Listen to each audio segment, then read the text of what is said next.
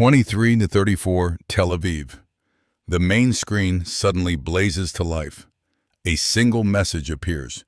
No warning, no encrypted relay. Norah, do you ever read Rumi at midnight? Amir?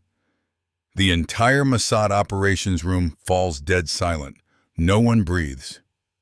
Because they all know that exact line of poetry has killed 4 Israelis in the past 18 months. And now, it has just been sent from the very account they've been watching. But not by the victim. By the prey they've waited half a year for. Maya Rosen sets her coffee cup down slowly. The smile that creeps across her face is so cold, the air seems to drop 5 degrees. You think you know what a honey trap is? You're wrong. Tonight, Mossad didn't raise a shield. They just dropped a heart-shaped bomb straight into the heart of Tehran, and the man holding the burning fuse is the one who thought he was the hunter. For the next 14 months, a woman who never existed will make a senior Iranian intelligence officer personally dismantle his own network, simply because he believes he's in love. You will not see the final twist coming. Even at minute 89, the people inside the operation didn't.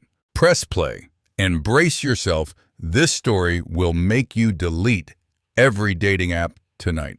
September 2018, windowless basement. Herzliya. 11 people sit around a long wooden table. No one speaks for the first 10 minutes. On the table lie 4 red-covered folders, each thick as Bibles stamped Shirin 86, Iran's Honeytrap playbook. Anat Levy breaks the silence with a slap that makes the table jump. 4 times she says, voice like a razor on glass. 4 times we let some Iranian use pretty girl photos and a few lines of Persian poetry to turn our people into traitors. I want one good reason why we're still sitting here playing defense like amateurs. No one answers. Maya Rosen stands, turns on the projector. A woman's face appears. Layla Kadem, 33. London loves poetry, travel, and lonely Israeli men. 1 second later, the face explodes into thousands of data fragments. Photos stolen from a Turkish girl who died in 2014.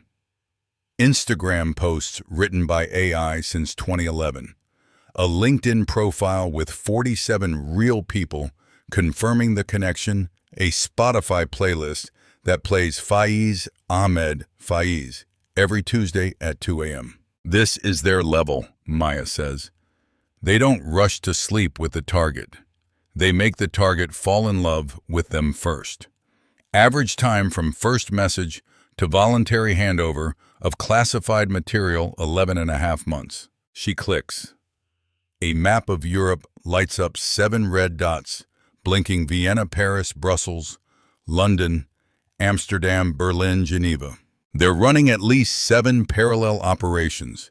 Do we wait until we lose another colonel before we wake up? An old general mutters, "We can't play this dirty game. We're Mossad." Maya smirks. "No, sir. We are Mossad when we win. If we keep losing by the enemy's rules, we're just losers proud of how clean our hands are." She clicks to the final slide. Blood red title, Operation Cupid. Give me 18 months. I will create 7 perfect, lonely, vulnerable, lethal Israeli women for Iranian men. We will be twice as patient as they are. We will make them fall in love. Then we will make them kneel. Anat Levy stares at her for a long time, then nods once, dry as bone. Fine, but remember, no way back this time. We get dirtier than them or we die. The room is silent. No clinking glasses, no applause. Only the collective exhale of people who just signed a death warrant they can't take back. The war of love has been declared. And in the shadow world, love is always the cruelest weapon. Identity lab level, 3 Glilo. No phones allowed, no real names spoken.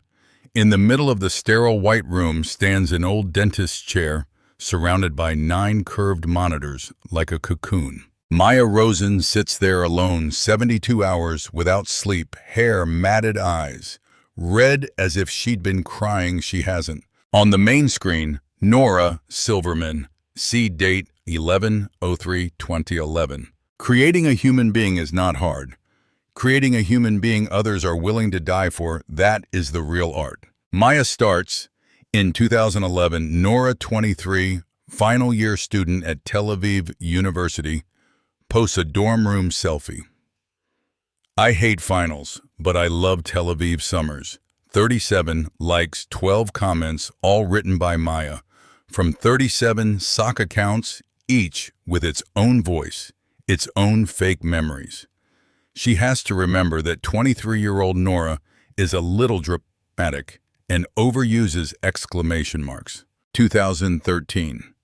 Norah joins the IDF posts a uniform and photo with her face hidden by a cap.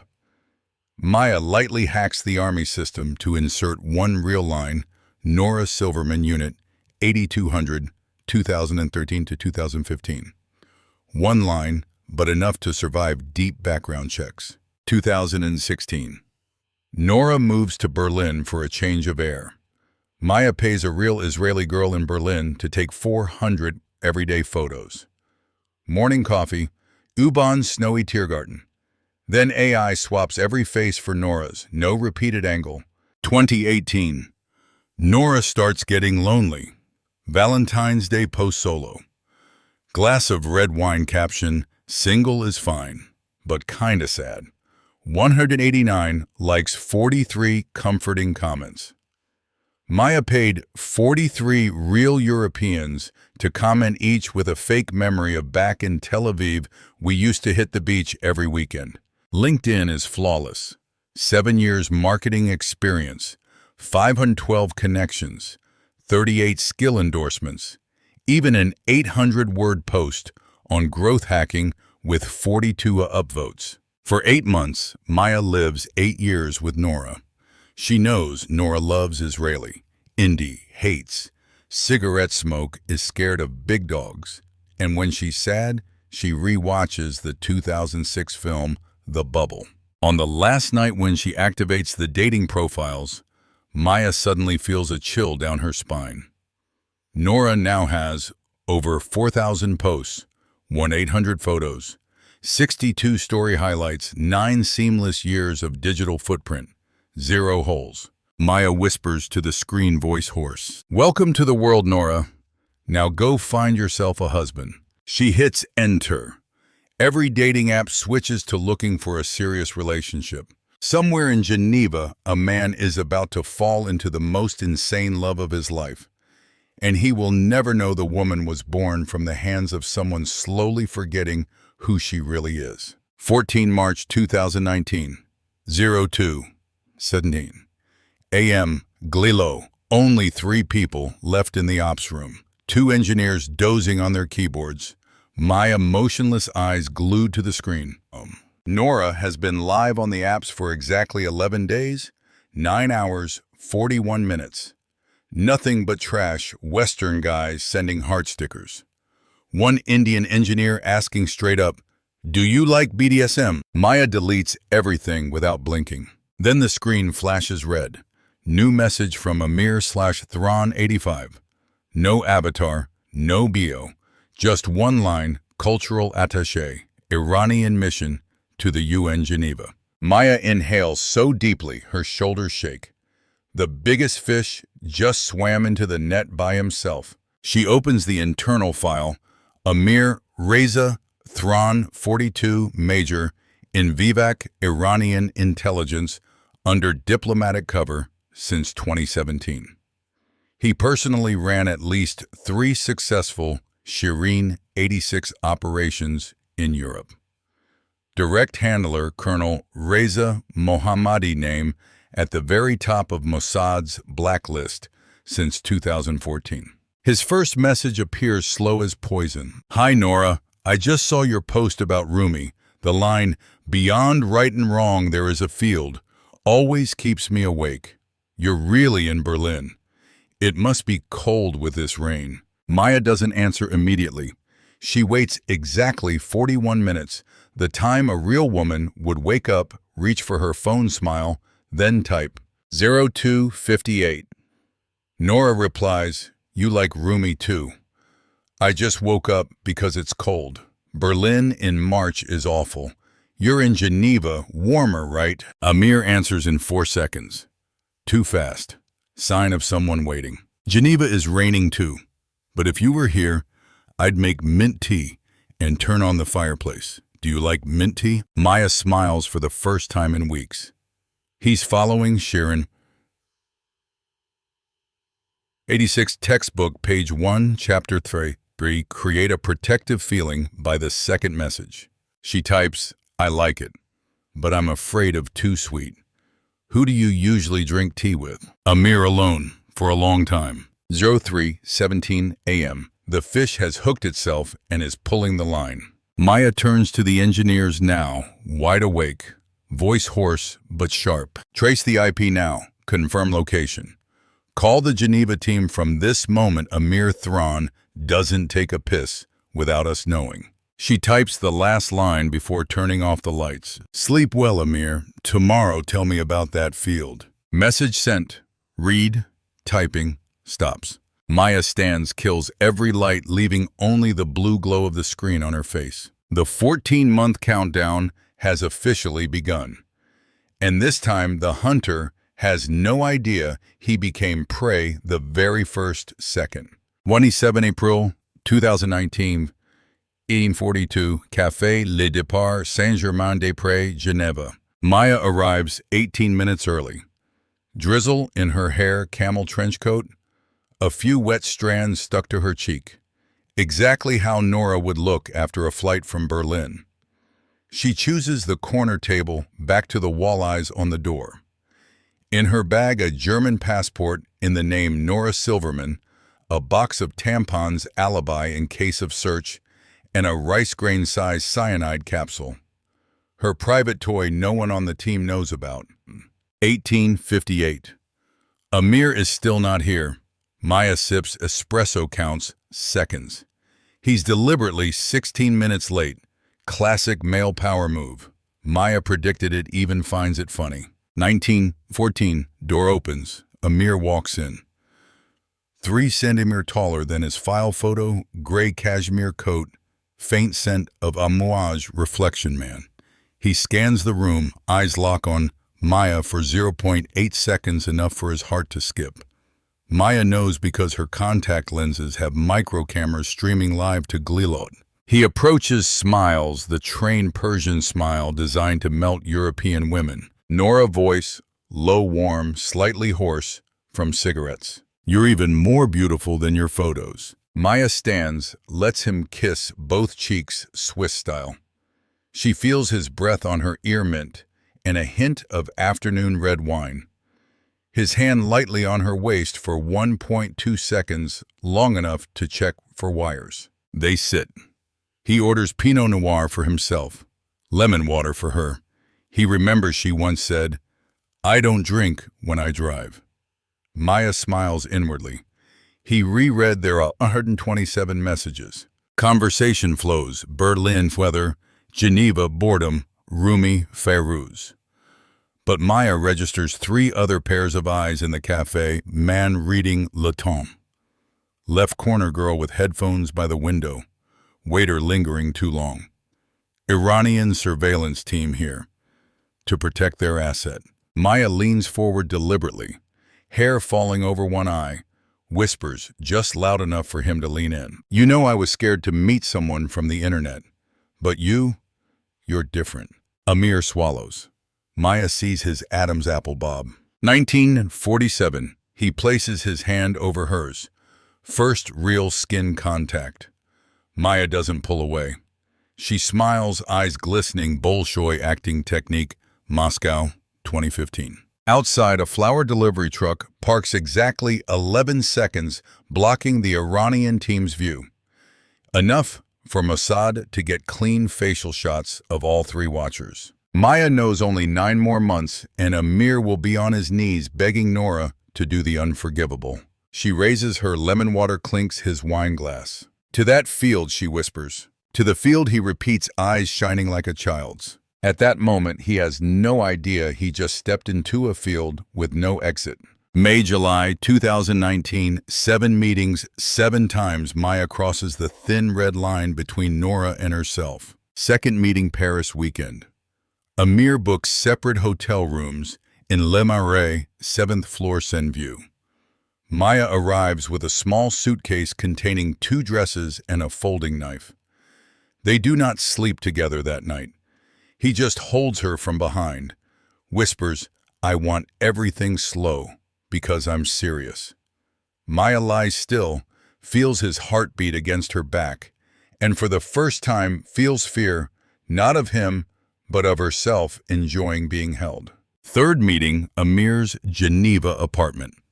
He cooks Tachin chicken rice, opens a 2009 Shiraz. While he's in the kitchen, Maya silently plugs a Wi-Fi skimmer into his router. Back in Glilo, the SIGINT team cheers.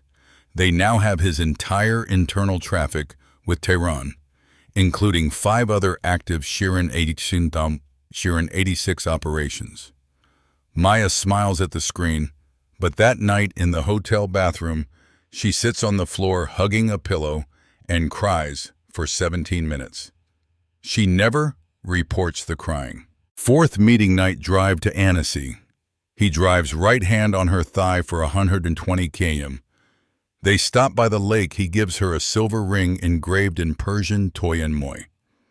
Maya puts it on her left ring finger. That night they sleep together for the first time. Maya disables all body cams before entering the bedroom. No one in Glilo knows what happened in the next 4 hours. Next morning, she sends one message to the team Target fully trusts. Seventh meeting, 02:43 a.m., July, Amir's balcony.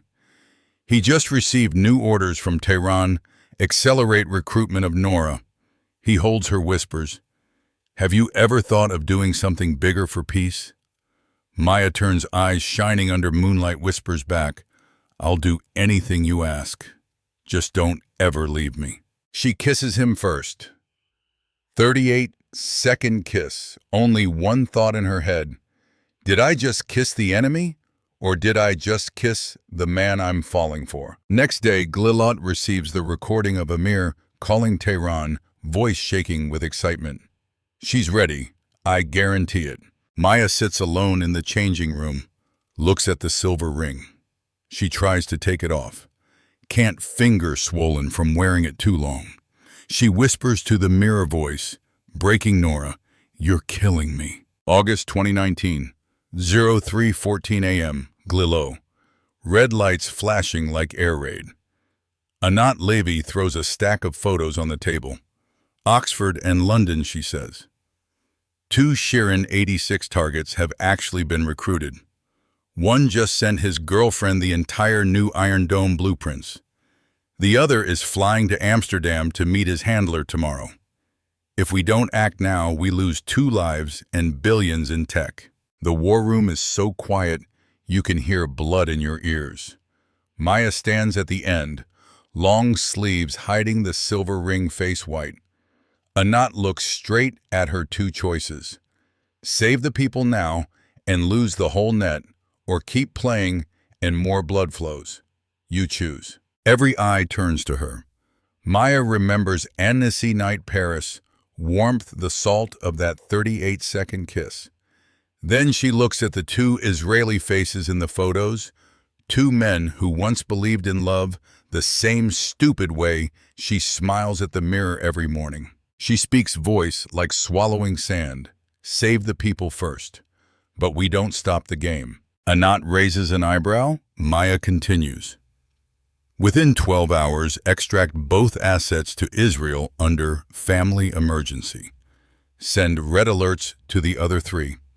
At the same time, I'll make Amir believe Norah is panicking because friends got kidnapped by Mossad. He'll want to protect me even more, will push recruitment faster. We turn me into the poison pipe straight into Tehran. Heavy silence. Anat nods once slowly. 12 hours. Go. Maya turns, fist clenched around the silver ring until it draws blood. In the dark hallway, she whispers only for herself.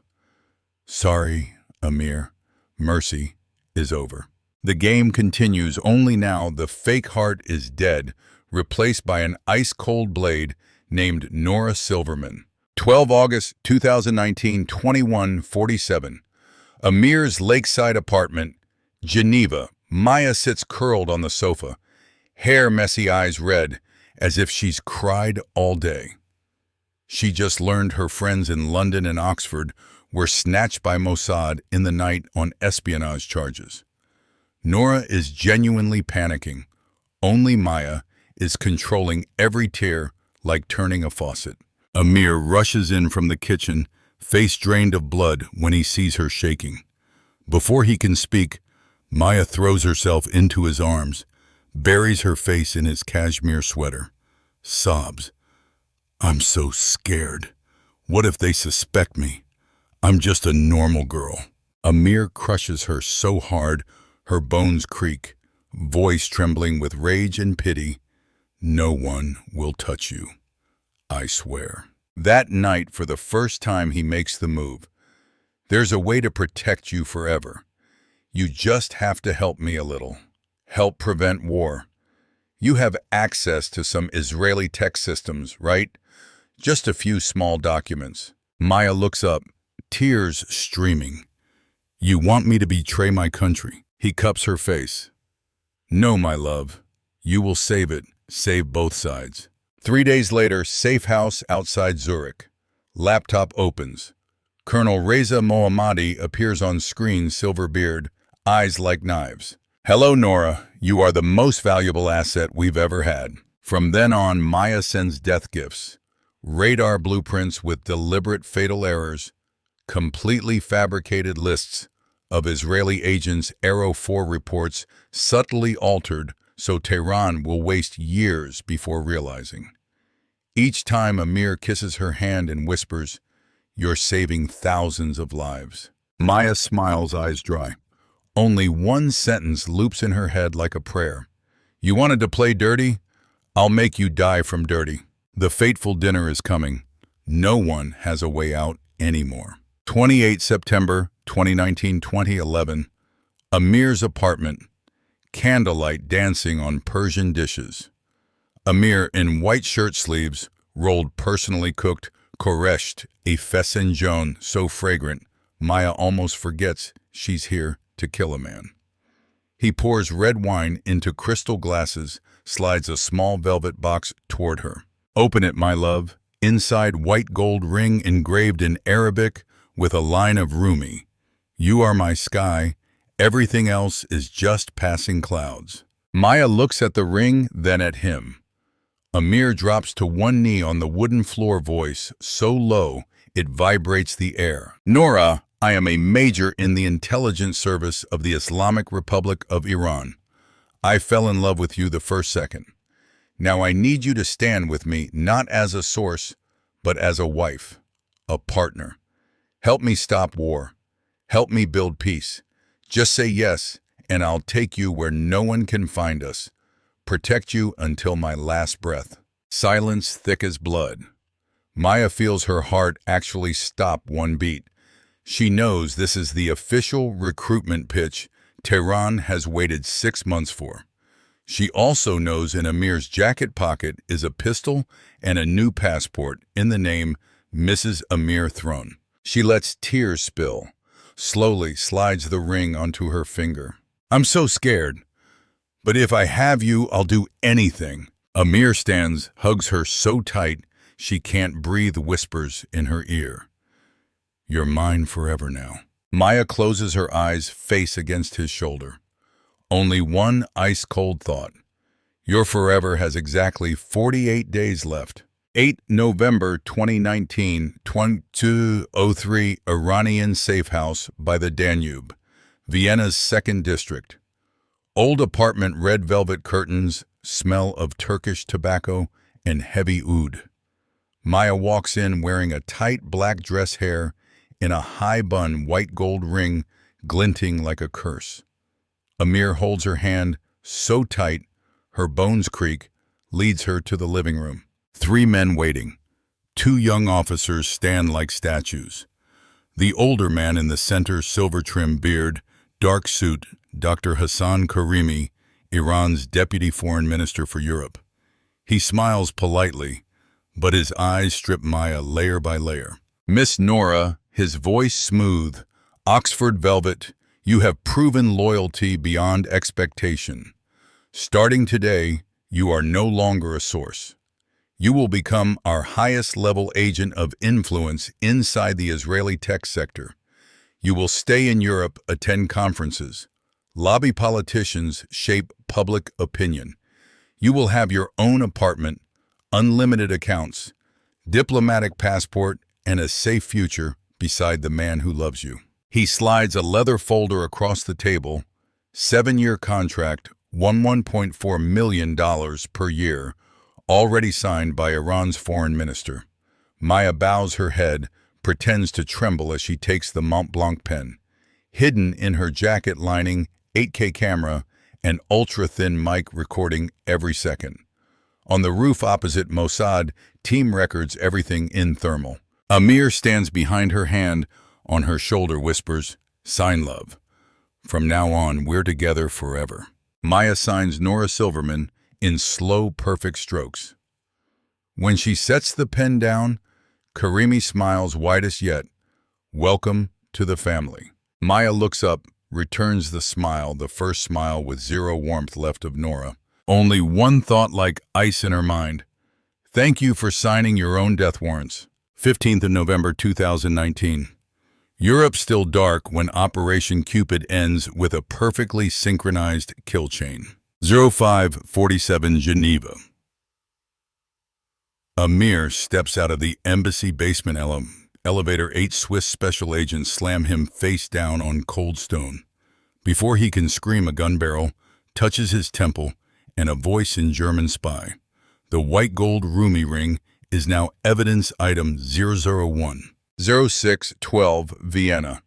The 2 young officers dragged from bed, plastic cuffs, duct tape over mouths. The folder bearing Norah Silverman's signature stamped red by Austrian police in 11 minutes. 0630 Tehran, Colonel Reza Mohammadi sipping first coffee when door explodes. Revolutionary guards storm in. 1 hour later, he's in Evin prison basement, epaulets torn off in front of him, charge exposing state secrets to Mossad. 0705 Paris, outskirts, Dr. Hassan Karimi tying his tie for a press conference when his phone rings. 1 sentence, return immediately, plane, waiting at private terminal. He goes pale, his European throne just went up in flames. 1-way flight. Same moment, Glilot. Maya sits in darkness watching 4 screens turn green. Mission accomplished. She removes the swollen silver toy and moi ring, places it in a small steel box, locks it. Not one tear. An entire Iranian intelligence network in Europe dissolved like it never existed. Amir lost everything before finishing his morning coffee. Victory has arrived. But only those who live in the dark know the real price. 3 weeks after victory, level 4, Glilot, unmarked psych room. Maya sits opposite the military psychiatrist, left hand bandaged from clawing every night, trying to remove an imaginary silver ring. Doctor reads, 1.8 hours sleep, wash, night calls out. Amir average, 14 times. Refuses to see, mother can no longer cry. Maya stares at the wall, voice flat. Norah cried, enough for both of us. Same time, military prison near Tel Aviv. The 2 rescued Israeli assets curled up in protective custody. One sobs into a pillow, realizing his girlfriend was just AI and stolen photos. The other bangs his head against the wall, repeating, she said she'd wait for me in the field. Negev, desert, nameless cell.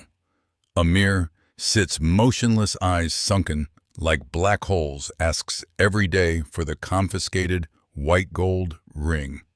He doesn't speak, just writes one line every morning. Norah, where are you? Tehran Karimi under house arrest, hair turned white in 1 month.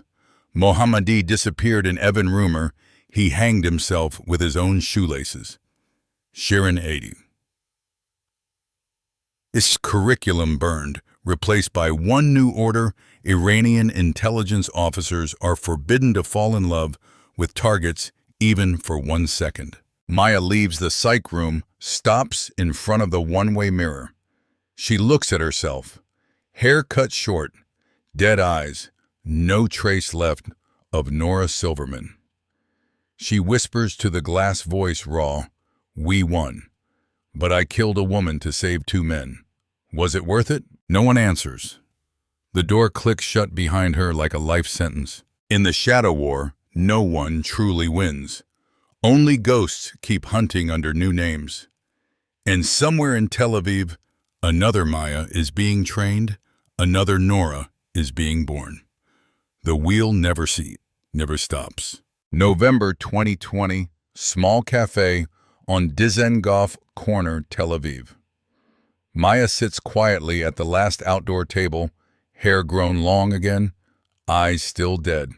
In front of her, a cold espresso and a small walnut wood box. She opens it. 2 rings lie inside like spent bullets, white gold with Rumi's line, and silver, toy and moi.